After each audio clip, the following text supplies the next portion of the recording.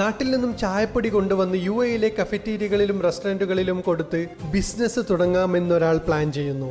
എന്നാൽ എല്ലാവരും കൊണ്ടുവന്ന ചായപ്പൊടിയെ ഗെറ്റ് ഔട്ട് അടിക്കുന്നു. അവരെല്ലാവരും റിജക്റ്റ് ചെയ്തു.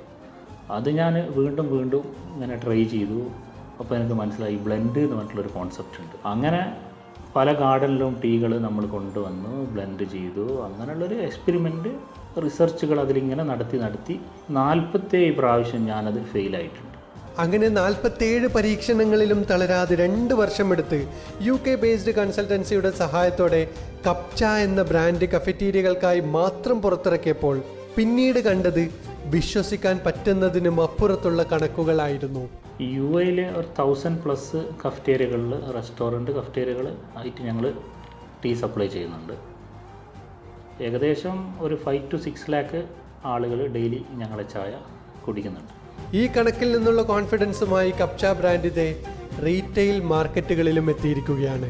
ഞങ്ങൾ അൽമദീന ഗ്രൂപ്പ്, മാംഗോ ഗ്രൂപ്പ്, അതുപോലെ തന്നെ തലാൽ ഗ്രൂപ്പ്, ഷെക്ലാൻ ഗ്രൂപ്പ്, ക്യാരി ഫുഡ് തുടങ്ങിയ ഗ്രൂപ്പുകളിലും അതല്ലാതെ ഇൻഡിവിജ്വലായിട്ടുള്ള ഷോപ്പുകളിലും ഒക്കെ അവൈലബിൾ ആണ്.